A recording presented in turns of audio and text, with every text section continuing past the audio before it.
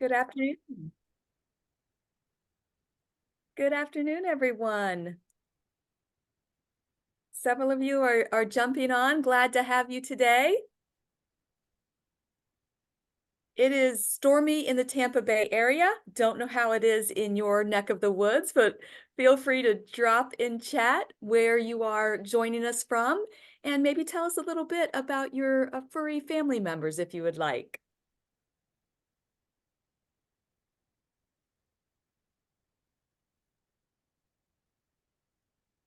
I have three large dogs, all rescues. Two are seniors, that we adopted them as seniors. And one of them, Jojo, we call him Banjo because he makes so much noise. And he's behind me right now, snoring up a storm. You might be able to hear him. So glad to have you all here. Good afternoon and a warm welcome to all senior dog advocates and pet lovers joining us today. My name is Kelly Chicos and I'm a board member for the Gray Muzzle organization, and I'm delighted to be your host for today's webinar. Now, whether you are a devoted pet parent, a veterinary professional, a Gray Muzzle grantee, or one of our cherished donors, or simply someone with a passion for the well-being of our furry friends, we are delighted to have you here today. Our topic is advances in veterinary care for senior dogs. On one hand, medical advances are helping our pets live longer and healthier lives, which is wonderful. But at the same time, the reputation of the veterinary profession is declining. And so today, veterinarian Dr. Stephen Wolchinsky will address why this shift is occurring in such a respected field.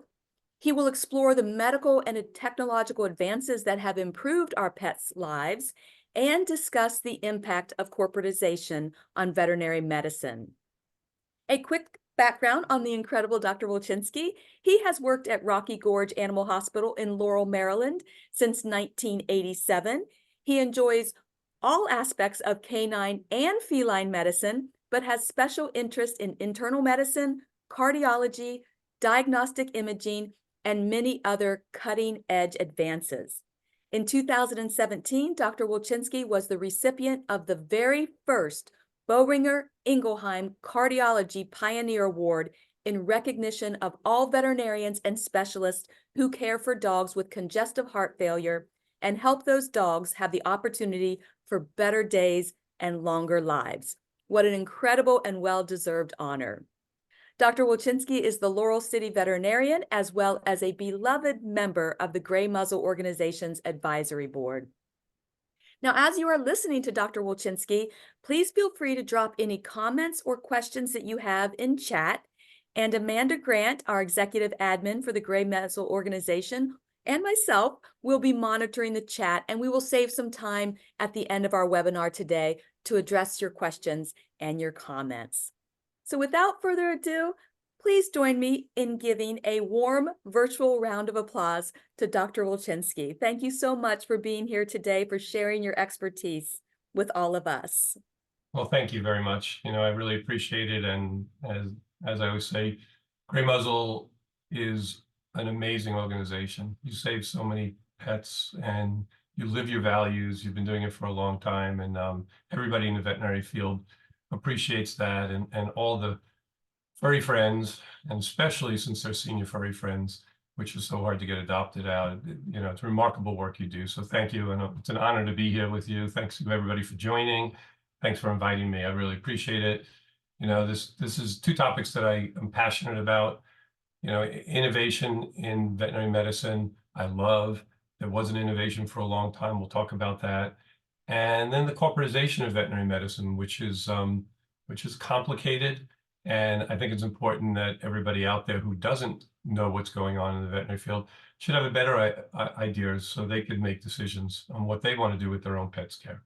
So the first part of the webinar is going to be on the medical and technological advances that's happened in veterinary medicine, which is happening very quickly, and it's helping our pets live longer and maybe more importantly, better quality lives there. And there's a lot of advances that are happening that are helping your veterinarians in their day-to-day lives and the systems there. And so they have to spend less time working on those systems and more time being able to take care of your pets and also be able to communicate with you, which is important.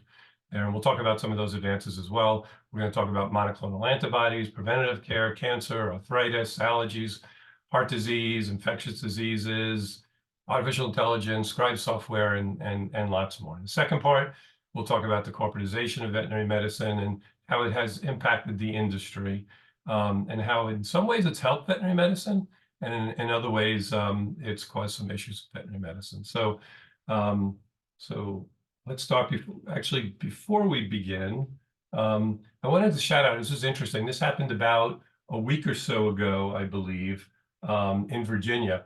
And there was it was a National Council on Aging held a conference, and the conference was on how pets affect the lives of aging Americans, and what we can do to preserve the human-animal bond there. And I didn't attend. I know people that did. It was a great conference. They did determine that $23 billion a year of medical care in the US is avoided because of having pets as part of our families. Improved cardiovascular health for people, fitness, decreased feelings of loneliness, isolation, dealing with stress and depression there. So it was pretty amazing. It was actually sponsored by Nationwide, I believe. Nationwide has a huge human, obviously, insurance, but also large veterinary pet insurance as well. And Dr. Jules Benson, who's the head veterinarian there. Jules is an amazing person there, and he helped mediate this as well also, and it was great.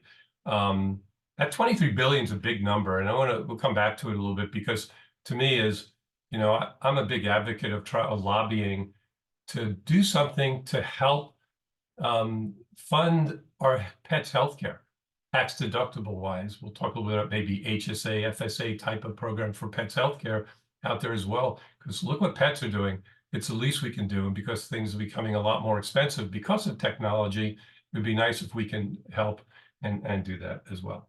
So, so moving on, veterinary medicine for a lot of years really moved very slowly there. There wasn't a lot of new technology. We assumed our clients weren't going to spend a lot of money on their pets.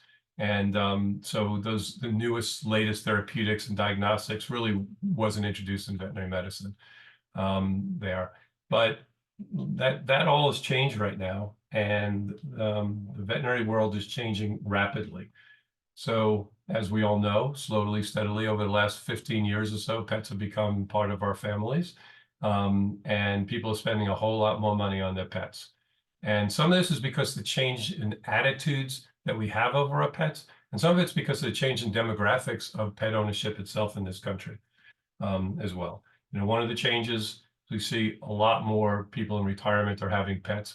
When I started practicing, people that were seniors and kids were gone, they didn't have pets. Now, they have pets, and they are spending a lot of money on their pets, and love their the pets are their companions and love their pets more. The only negative is sometimes those pets stop them from doing the traveling they want to do out there in the world. But it really is. They have money, and they take great care of their pets also. That's one of it. And the second is that many couples are having children at a later age, or not at all. So they're spending a whole lot more of their disposable income on their pets.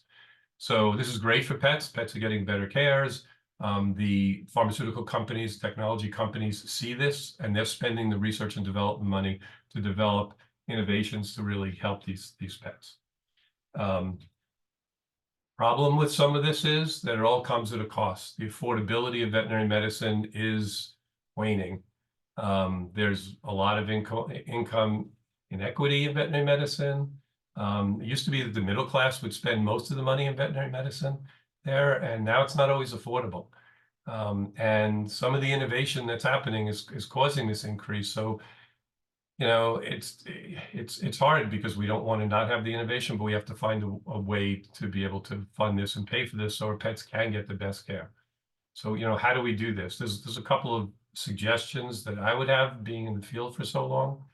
I think that we need to work more on wellness and preventative plans. We all talk about it, but it really isn't, there isn't as much as we should have on it. We're going to talk a little bit about that. Insurance, everybody's resisted insurance in the veterinary field because we've seen that health insurance hasn't always worked out so well on the human side. It's a little different on the veterinary side, but I think we're going to need insurance. And as I said earlier, I would love to see something like an HSA, FSA type of plan for our pets.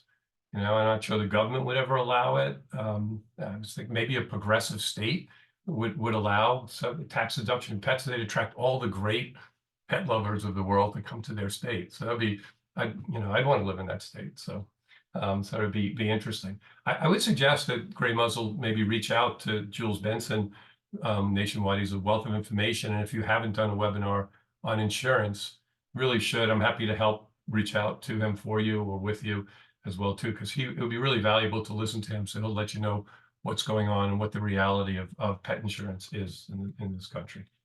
A quick shout out to the last, I love that last webinar you had, Dr.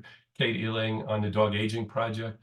They're doing amazing work out there. It's so hard to get the data we need in veterinary medicine as it is, and to develop the therapies that we need, and they're doing that. So just a huge shout out to them. I think that's important because they're doing it. So I want to start with preventative care and wellness. It's out there because, again, it's spoken about all the time, but it's rarely implemented in veterinary medicine beyond vaccines and maybe heartworm tests and the basic things. So the question is why there. And, a lot of it, because with great wellness plans, our pets will live longer and better quality lives because you don't even have to think about it. It's all built into the plan. So the problem was and is that managing these plans is very difficult at the hospital level. The technology really hasn't been developed. The software that we have and we use in veterinary practices doesn't do it very well. There is new software that's being developed that's gonna really help as well, because we're so busy to have to manually do this and manage this is almost impossible to do at the hospital level. So it's changing. I think it's going to change more. Because we can put so many great things into wellness plans that will really help our pets to prevent them from getting diseases and also to help treat the diseases that they have. So I'm going to start out with talking about something that we can do, put into a preventative plan. That's something that's really hasn't progressed in veterinary medicine treatment-wise as much as it should have, and now it's finally starting to move. And that is the big C word, cancer, which the word that we all fear, and it's a terrible word. But the power of prevention with cancer is happening in the human side now, as well as the veterinary side. We'll talk about it. There's tests out now for yourself and for your pets to help know whether you have cancer months, maybe even a year before cancer symptoms ever start. So we all should know about it. Even a person that has advanced type of cancer, malignant type of cancer, you have about a 10% chance of survival if it's diagnosed late. That same cancer, if you catch it early, you have a 90% chance of survival long-term. That's what's happening now. Cancer is becoming a chronic disease in people, and our goal should be to make it a chronic disease in pets as well. So implementing great prevention plans at practices, and we'll go through a couple of things that you can do, would be wonderful. Because if I told any of you, if you're going to develop cancer, or your pet's going to develop cancer in 6 months, but if you find out now we can keep it under control, we all would do it, for ourselves and our pets if we at all could. So cancer survival rates really haven't changed in veterinary medicine hardly at all over the past 20 years, and it is time that that's changed. Why hasn't it? Cancer has always been that disease. That word chemotherapy is such a horrible word. We think about it, and we think about suffering, and we've seen, a lot of us have seen our family members or friends that have passed away from cancer and how terrible it has been in the past. No one wants their pets to go through this. So most people end up choosing euthanasia when you have a malignancy or when your pet begins to get sick. There are people that treat it, and there are some good treatments there, but that all needs to change and can change too. So we need to change that paradigm, and we need to make cancer a chronic disease in veterinary medicine, and it's coming quickly as well too. But we need to change it. So there is a number of tests for people. Actually, anybody that's interested for themselves. And the problem is, as on the veterinary side, the cost of some of these things, because insurance isn't going to pay for a lot of it. But in the human, there's a test called the Gallery Grail test for people. It's a wonderful test. And for the cancers that can't be obviously treated, diagnosed easily. Breast cancer is easier to diagnose these days, and prostate cancer, things like that. But the Gallagher test for people diagnose 50 or 60 different types of cancers. So if you can pick up that you had, God forbid, pancreatic cancer, and you pick it up early enough, you'll survive. They'll treat you and you'll survive. Whereas by the time you have symptoms, you won't be able to survive. On the veterinary side, so PetDx was a great test that's come out. Sadly, because not enough veterinarians have recommended it, they actually went to Chapter 11. It still exists, and I think they'll probably work through it. But it's just, again, one of those things in veterinary medicine, whereas people don't know. You take this test, and the test will diagnose that you have cells that have mutations that likely mean that is some type of cancer somewhere in the body. And then you have to go and search about it. So the question is, what do you do about it? If you just know that and there's nothing you can do about it, gives you a lot of anxiety. But these days, there are lots of ways to actually be able to find these cancers. And now there's ways to actually potentially safely treat some of these cancers as well. A new test that's going to be coming out is a urine test. And I'm going to talk about that next. But again, my goal is, let's make cancer a chronic disease in veterinary medicine. I think we can do that. The more people that run these tests, the more people that start treating it, the lower the cost for all these things will end up being. So there is an accurate and rapid urine screening test to detect cancer in dogs that's in development, and I think could come out in the not too distant future. And you can put it into a wellness, and I don't know exactly what the cost will be, but I think it'll be affordable. And what it does is it'll detect most of the common cancers that potentially are in dogs, because those cancers shed cells, and they shed it in the urine, and you'll find it out earlier. So so not only can you diagnose it and find it, and then you can go and do things like an ultrasound or other types of imaging to try to find where this cancer is, to get it early. I've always been an advocate of ultrasound. I've done ultrasound for a very long time, because so many dogs get splenic tumors when they're maybe 7 years old or so. You never know it, but by the time you know they have a splenic tumor, it's either ruptured or it's spread somewhere else, and then it's too late. If you found it early with a simple ultrasound, that takes 30 minutes, you remove the spleen and you save their life as well. So there's so many preventative ways to do it. Again, cancer is one of them, and this is one way to do it. So one of the first medications to come out that's one of the newer therapies for cancer in veterinary medicine is Gilvetmab. I believe it's a Merck drug. And again, this also states how common cancer is in veterinary medicine. 1 in 4 dogs will develop cancer sometime in their life too. So Gilvetmab it's a monoclonal antibody, and it actually helps to treat mast cell tumors and melanomas. Melanomas aren't all that common. Mast cell tumors are actually very common. And there's a lot of controversy on how to treat mast cell tumors in veterinary medicine. Depends on the stage. If you go to 3 different oncologists, you often will get 3 different opinions on what to do about it. So it's confusing of what to do. Some of the chemotherapies that we used on it caused a lot of side effects. So now we have this monoclonal antibody that basically will help to keep it under control, shrink it, and again, make this a chronic disease in veterinary medicine. So, and again, there's monoclonals coming out for all different things. Again, I'm going to go through a few of them for different diseases as well. Chemotherapies are very nonspecific. They kill bad and good cells, and that's why they make you so sick, because it doesn't distinguish. Monoclonal antibodies are very specific, and I'm going to show you a video in a few minutes here also on it, but and it's specific to what it kills, and so the side effects are way less when it comes to that as well. So more of these type of medications are going to be coming on board probably soon in veterinary medicine. So talk to your veterinarian about it. But definitely great innovation in the veterinary side. So next, let's go through some of the other innovations that are increasing the health span of seniors. Every day we hear the word artificial intelligence and AI. And so I just want to explore a little bit about how AI is affecting veterinary medicine.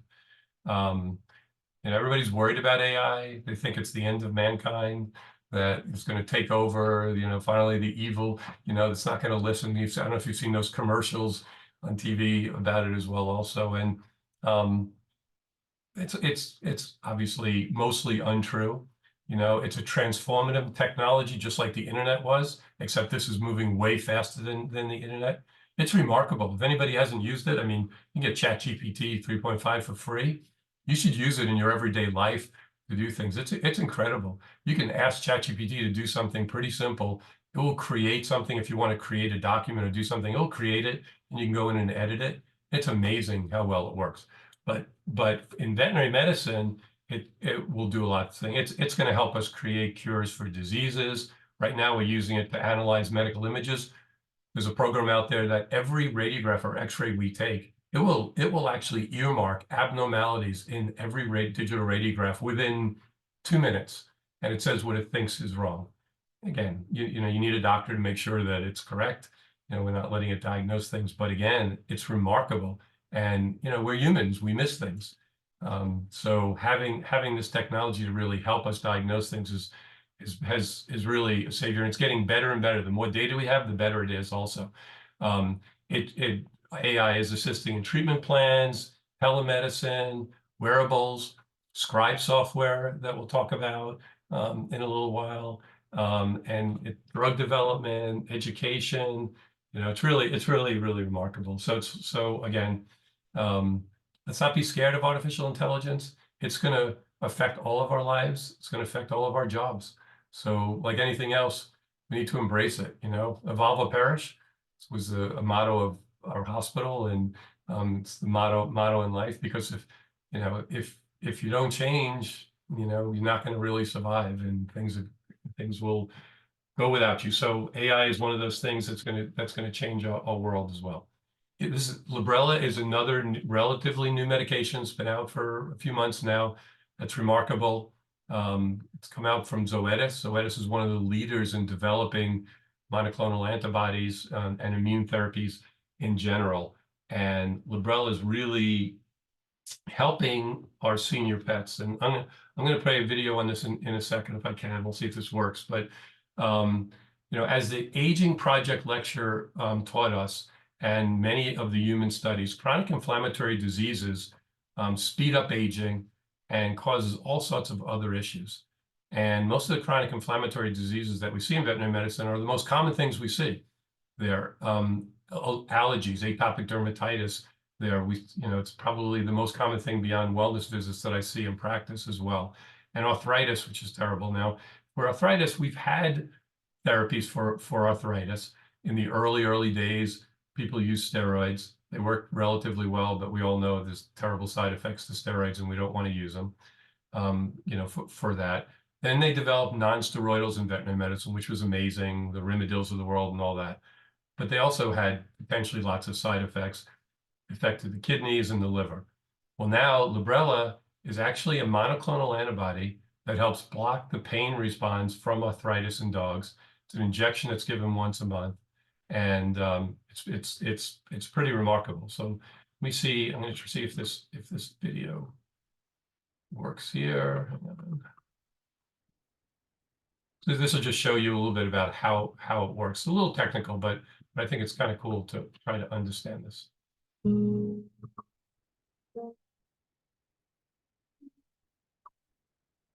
Osteoarthritis, OA, is an incurable, degenerative, and painful disease of the joints that reduces the quality of life of dogs and cats.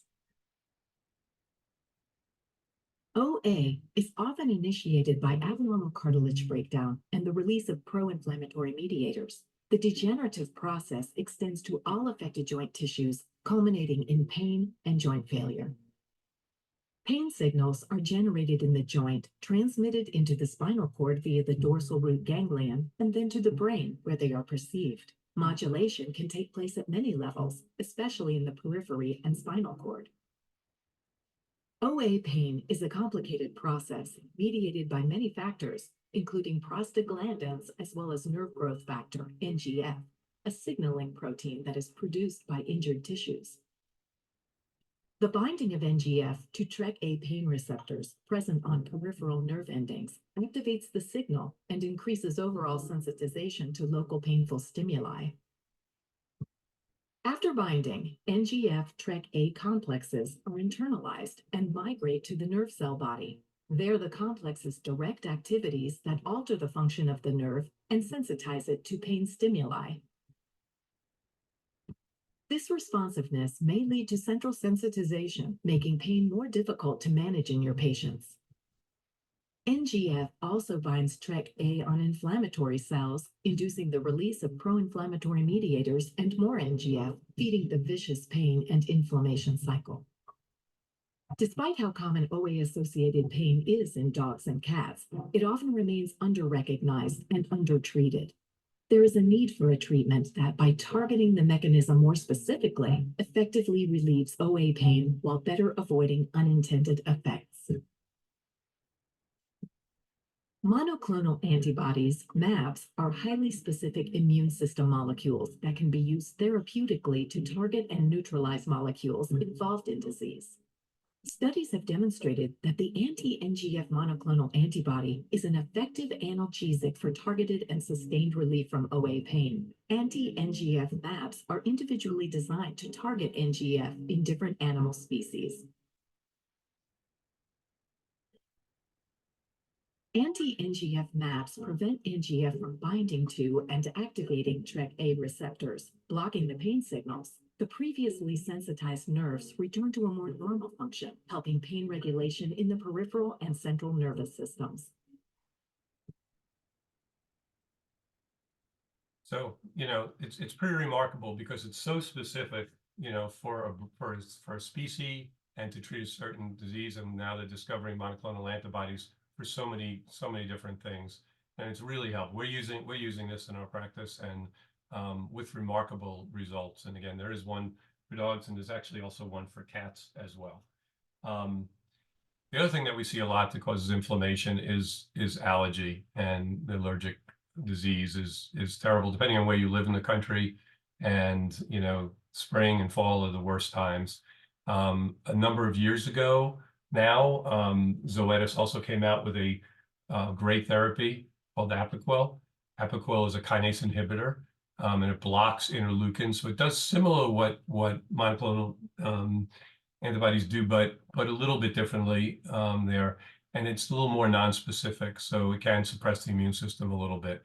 But we deal with allergies all the time, and dogs suffer so much with allergies. And again, it's steroids and all sorts of other diseases. Antihistamines don't work in dogs very well. So now they've developed a new therapy there that's been around for a little while now called Cytopoint.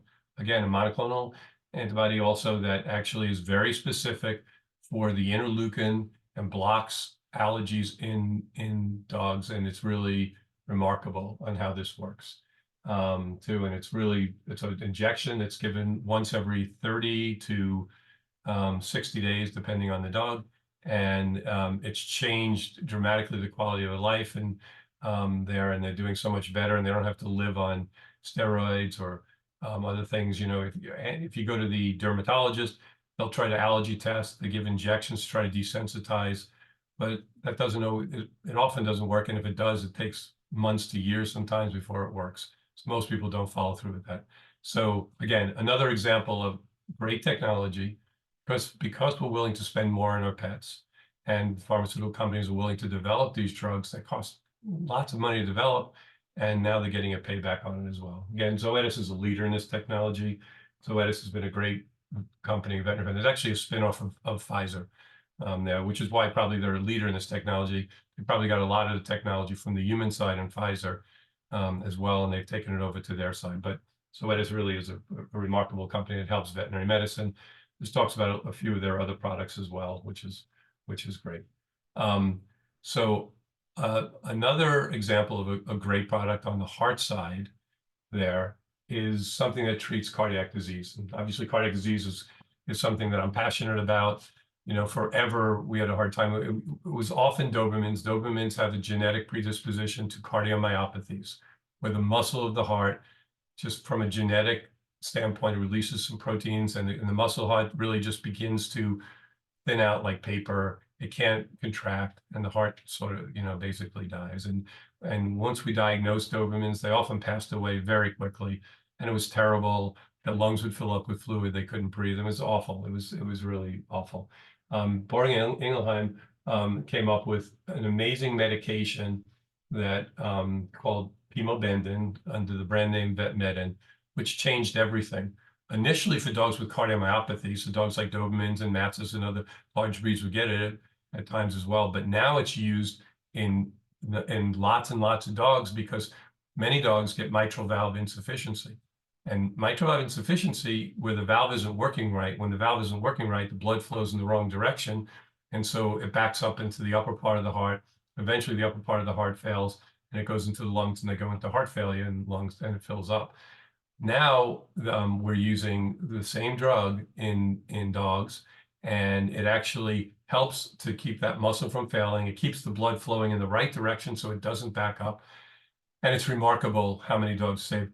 You know, dogs that have severe mitral valve disease that used to pass away a year or two if it was significant. I'm keeping those dogs alive now 5, 7 years or so in a lot of cases too, and with great quality lives.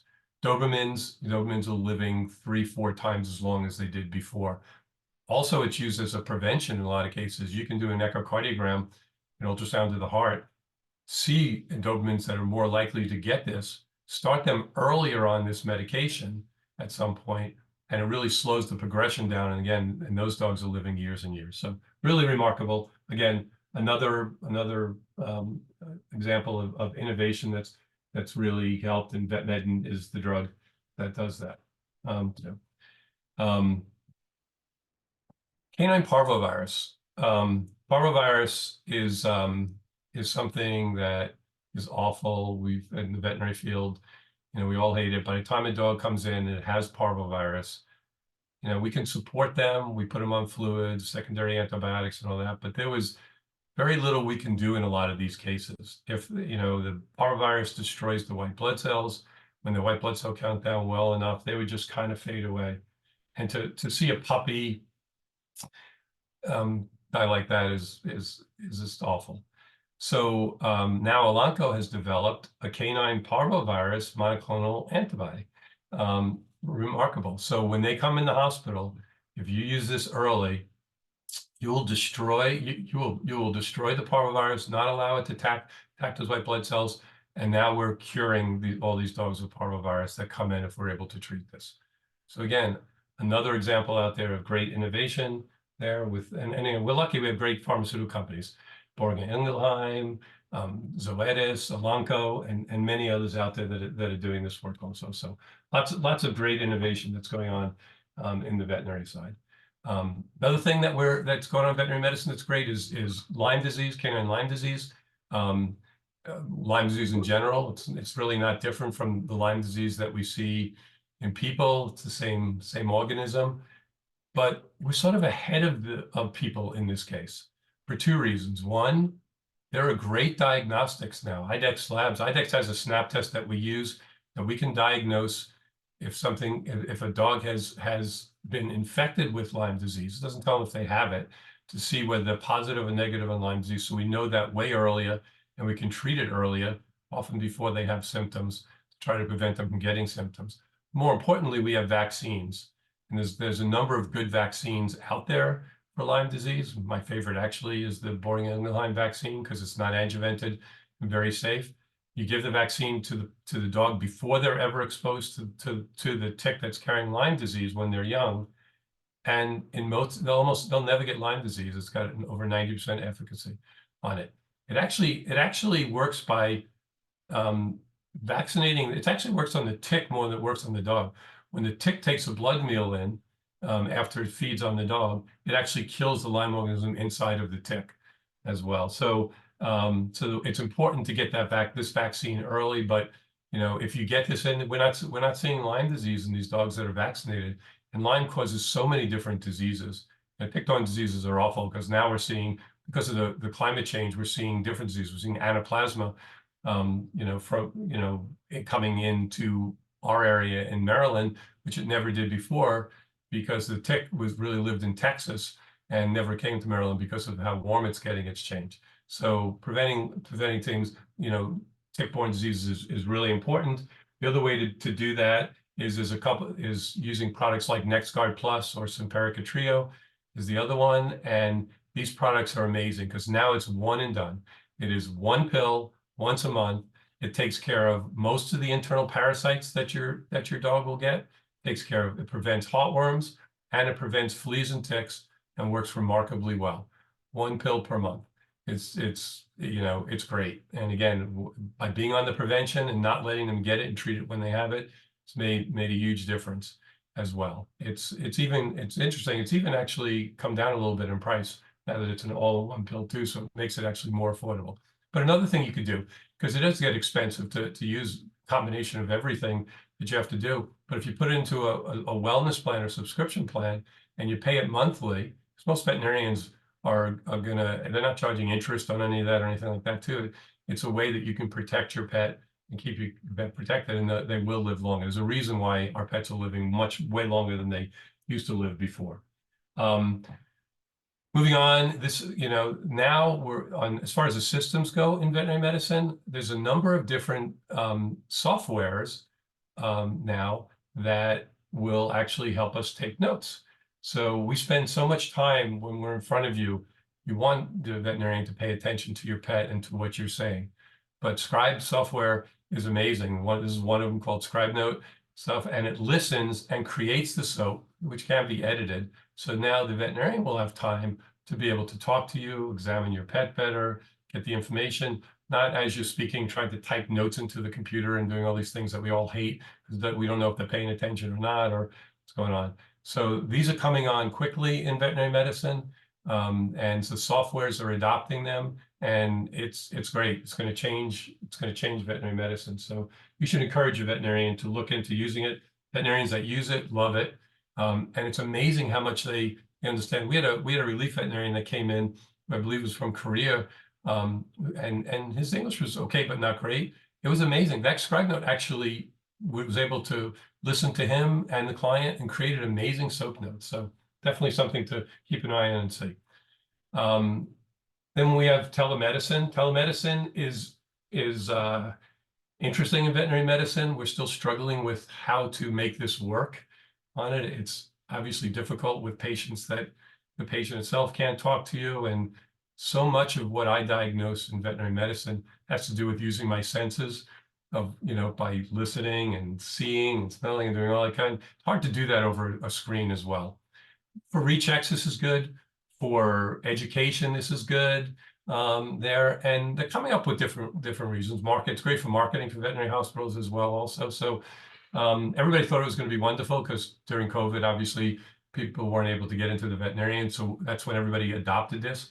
And now most veterinary hospitals are realizing that it's not so simple to use this as well. So we're getting there, getting good technology to actually use it. We'll probably figure it out better. But again, hard to do some of the things we do remotely with telemedicine, but it's coming.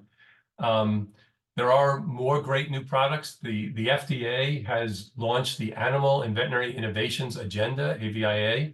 They're going to support the Center for Veterinary Medicine, which approves most of the veterinary drugs that are out there, because they know that they want to modernize, all the drugs coming into veterinary medicine as well. So even FDA is really helping us to move along and move into the future.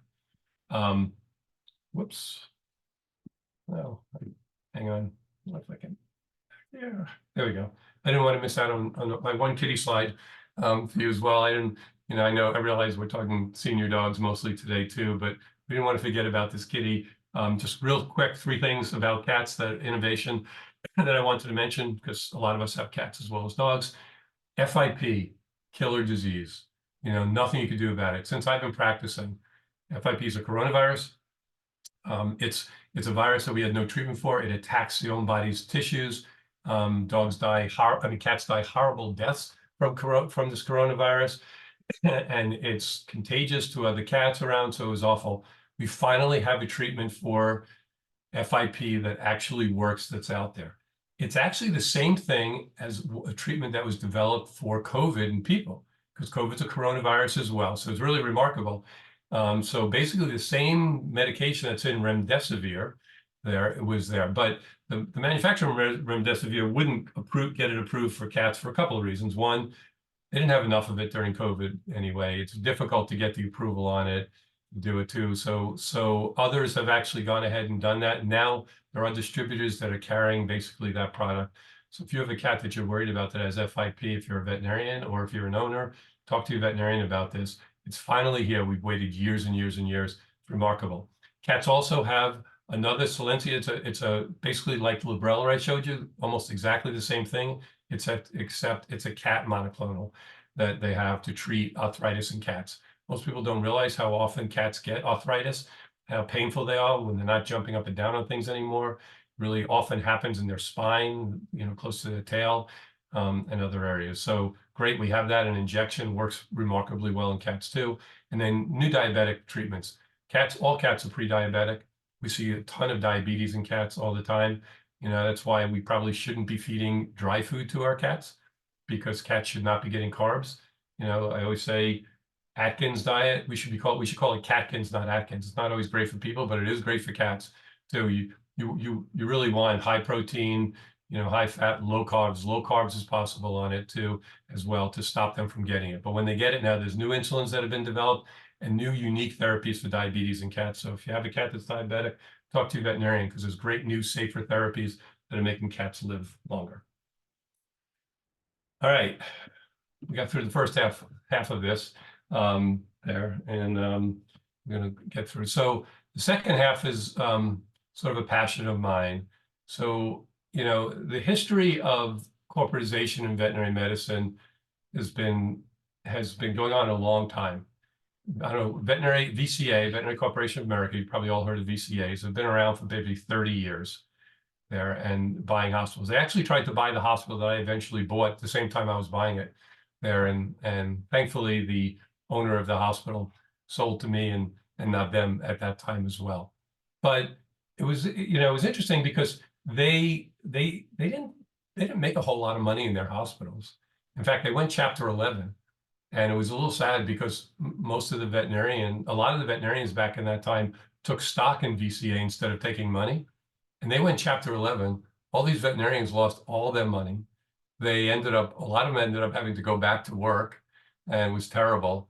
Then VCA, a year or so later, came out of Chapter 11, went back in the public markets, did remarkably well. But those veterinarians never saw a penny of their money as well. So it was kind of terrible, not to beat up on VCA. And VCA was ultimately bought by Mars there. And Mars is one of the bigger consolidators out there. They own VCAs. They own all the Banfields. They own Blue Pearls. They're sort of the behemoth out there as well. But about 10 years ago, more other things started changing. More venture capital, private equity started getting into veterinary medicine. Interest rates had dropped down to zero, so they weren't getting great returns on their money. And then they learned a little dirty secret that veterinary hospitals did make a lot of money. And so they came in, they saw veterinarians were getting older, demographics were changing in the industry, and they started throwing a ton of money at veterinary medicine.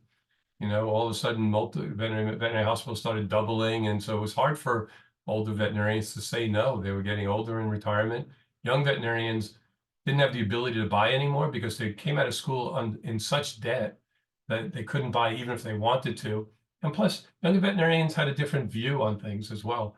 They didn't, they wanted a different life. They didn't, and probably better for them, because they didn't want to work the way I worked when I got out of veterinary school and all those hours and everything. They wanted better quality of life and family life. And kudos to them, to be able to do that as well. But, it's kind of, the pendulum's kind of swung far the other way there. But, and they're very convincing. They came in saying, we have everything. We're going to give you money. We're going to take good care of your employees. We're going to love your clients. We're going to do all that stuff. And as we know, it doesn't always turn out that way. We can all look at what happened, with other businesses. Look at what Amazon initially did to bookstores, other small retails. Look what Home Depot did to the hardware stores out there. Look at Walmart, as well. And then once they get a foothold, what do you do? So, but it's complicated, and it is driven by generational shifts, because young generation doesn't want to do what I did. By debt, they're getting out of school with a lot of debt, so when they want to buy, it's hard to do it. And profit, and they're throwing a lot of money around as well.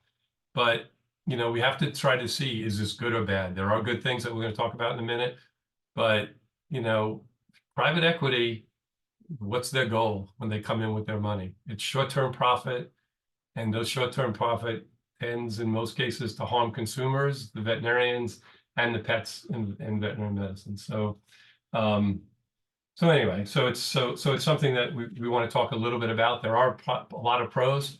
A lot of money came into veterinary medicine. A lot of the innovations that I told you about have something to do with, corporatization, because they did bring money in, and that innovation got better care for veterinarians, better benefits for employees. They're able to provide benefits that small businesses can't, and that's good for employees.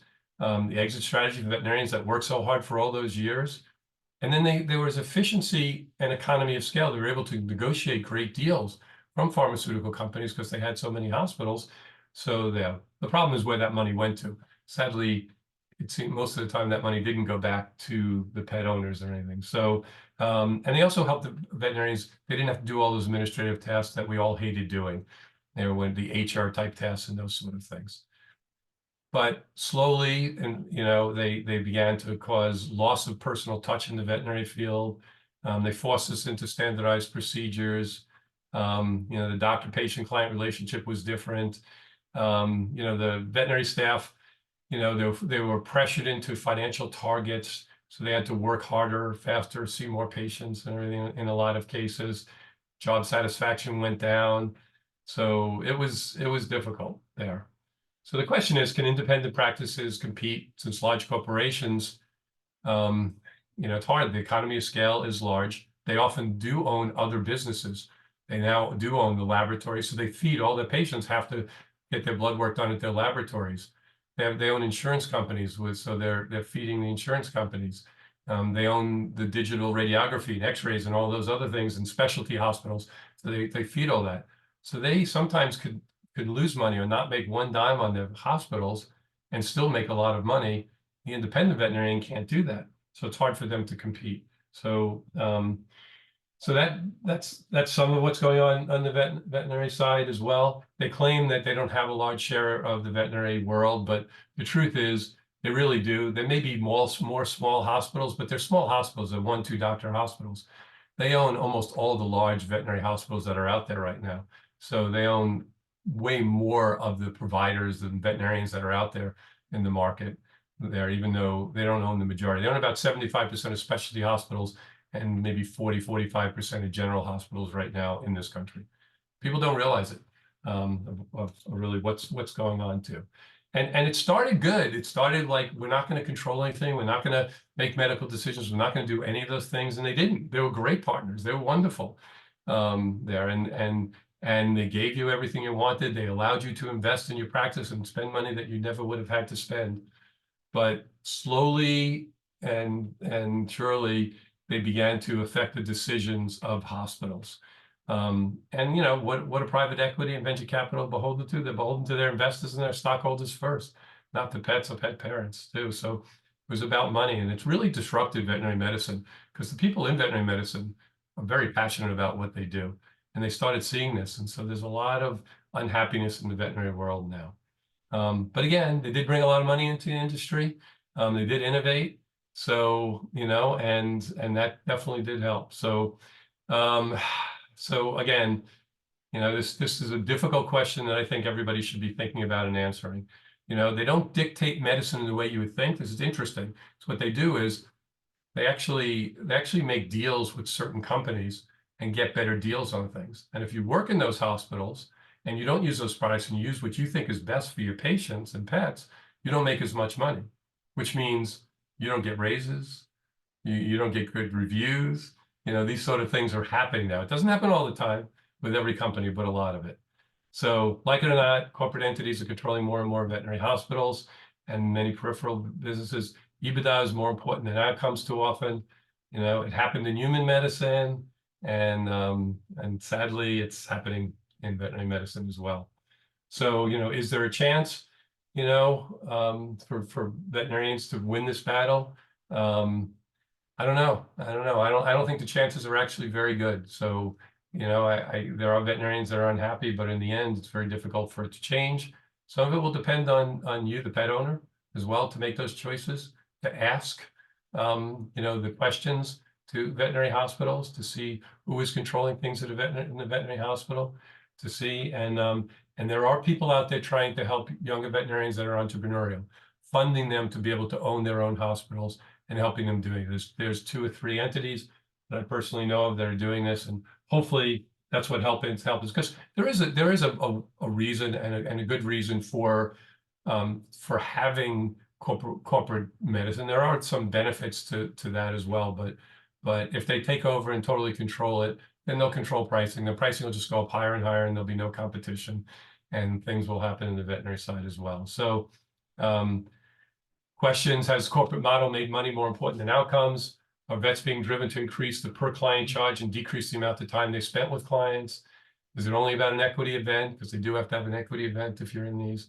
You know, so, you know, how can you, the client, strengthen the relationship-based medicine that most of us really want as well? You know, it's, you know, I hope veterinarians don't go the way of hardware stores and others.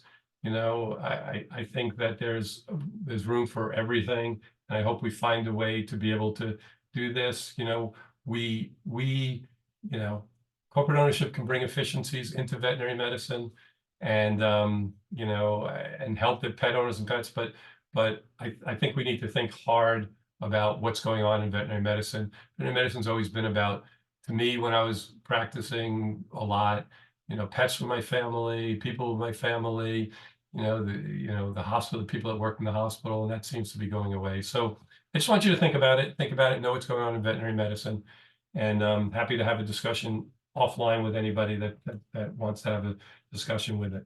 I wrote up a little summary here. If you can come back, you can go on the Gray Muzzle website and see of what we talked about here. If you ever want to go back and see it, and it summarizes some of the things that we spoke about in CO2. So thank you very much. I appreciate you having me, and just have a few minutes to answer questions if anybody has any questions.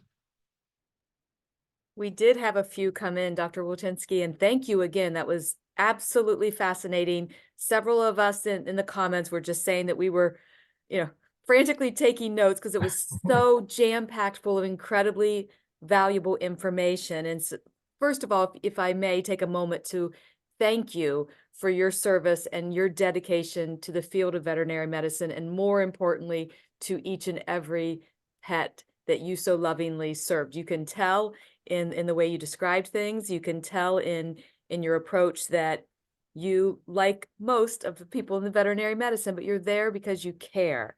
And it was just so thank you for that. Thank you for that. Well, And you're welcome. It's an honor just to be, I love what I do. And, you know, to be able to do that every day, like I said, it's an honor. So thank you. it shows. It definitely shows. A couple questions that came up was, would you be willing to share your slide deck with this group here, or do you recommend us listening to the recording? No, absolutely. I'm happy to share my slide deck. Okay, thank you so much.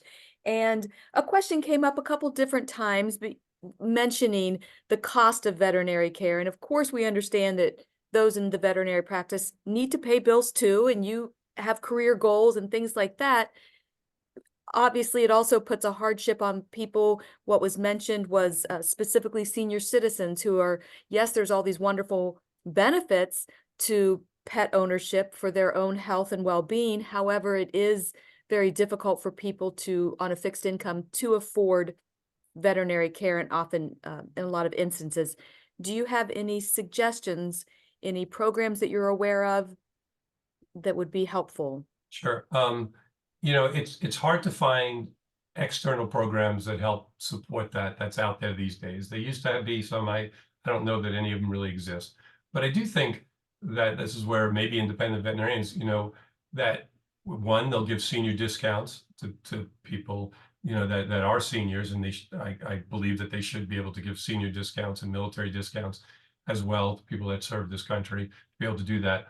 Also looking at how do they best get value for what they want with their pets and doing it. And that's why I do think they should look at wellness and subscription plans. Most veterinary hospitals will discount. If you looked at the services they provide in those plans, most of the time you're saving probably usually somewhere around 20% of what you would pay if those services were outside of the plan. And so again, it makes it easy, and you get to pay monthly on it. So it makes it affordable if you're on a fixed income. So you can pay it monthly, and then you're still getting all the great services, you know, that you want to do that. There are some other, if you get into an emergency situation where, like, Care Credit and some others like that as well, you just have to be careful. Care Credit and those are great, but you have to pay it off before deadline. They'll give you somewhere between 3 and 6 months, often 6 months of interest free. The problem is if you go one day above that 6 months, retroactive to day one, they'll charge you like 28% interest. So they kill you, to do it too. But if you can, and you're going to pay it off within those 6 months, it is actually a good deal to be able to do that as well. It's sad because it's hard to find really good veterinary care where, if you need it, you can get funded to be able to do it. There aren't that many organizations out there that do that. So that's probably the best advice I can give right now. Well, thank you. And thank you for your referral to Dr. Benson as well, because we will reach out and see. That would be a fascinating and very valuable topic for a future webinar as well, is insurance. Well, and that's the other thing I guess I should have mentioned also, because, it really is, the insurance companies in veterinary side, at least, are not the evil empire. They really are trying to help out as well. They're having a really hard time with the cost of veterinary care also, because they're not keeping up either. So all of a sudden, you get, let's say, a corporate entity that makes a hospital increase their rates by 15% in a year too. And so, how do you do it? On the veterinary side, they don't dictate where you go and get your veterinary care. On the human side, they're networked, so they know what their costs are. Also, veterinarians don't have to, if you have insurance, it doesn't matter who you have insurance with, it doesn't affect what we charge. So they're not dictating my fees as a veterinarian. Veterinarians were very careful about that because they saw what happened on the human side as well. So, but they will make it easier, because then you'll know what's my cost if something, God forbid, happens there. So if my pet does have has cancer, gets hit by a car, has an event they don't know about, at least they know what their costs are and they're covered. So that's what insurance is good for. And for those that aren't aware, that might be on the webinar now or watching the recording later, the Gray Muzzle organization is our grantees.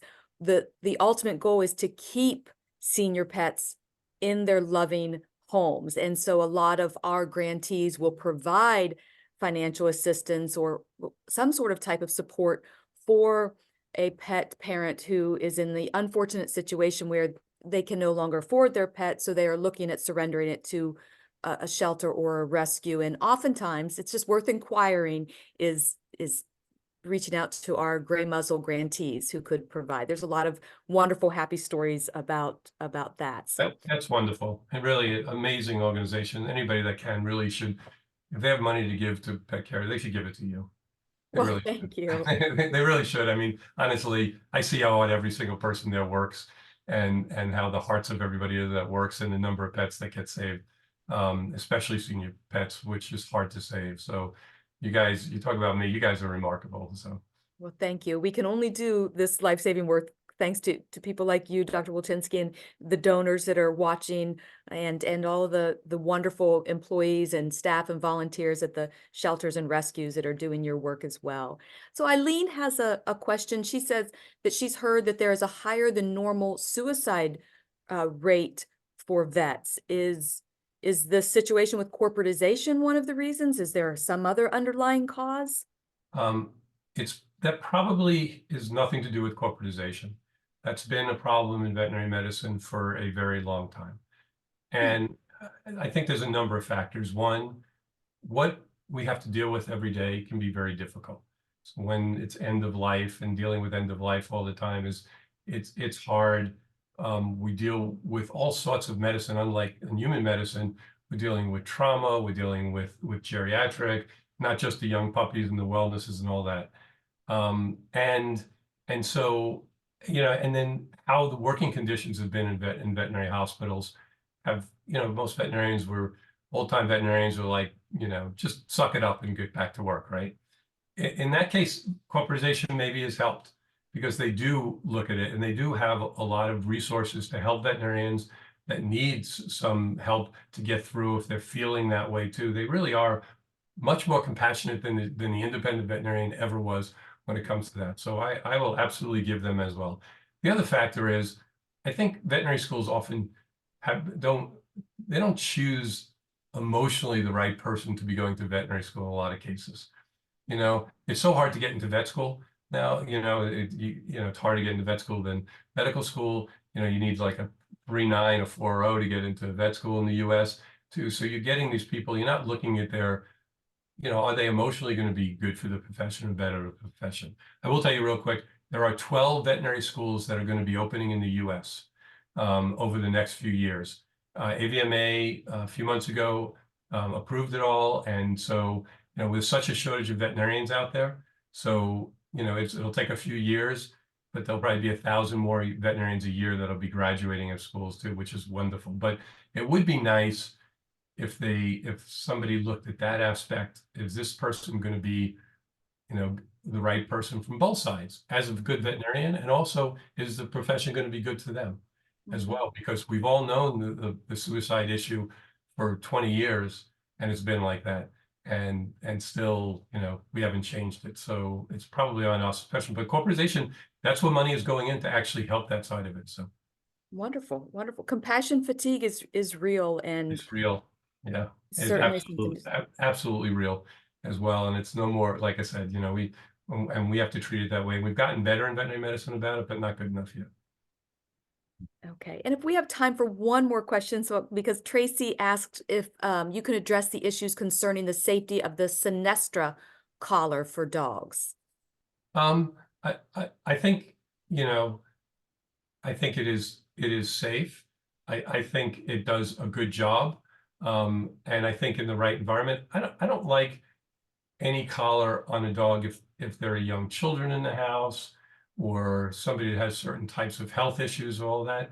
In general, it's actually a very safe collar, and it works, to do what it needs to do. Personally, I am more of a fan of using the oral flea and ticks, but the oral flea and ticks, you have to be careful, because you have to be careful that the dog doesn't have any kind of seizure disorder, because it can lower the threshold of dogs with seizures too. But there's nothing wrong with the collar. I think it's a great value. I think it lasts like 8 months stuff, and it does a good job for really what it does. I just like to be able to give a pill once a month and know that it's doing it all. To me, is better. And now that the prices have decreased on some of the oral products as well, that's why I prefer that as well. But if somebody comes in and really likes that, I'm not against it at all, as long as you don't have a child that's hugging the dog and touching him all the time.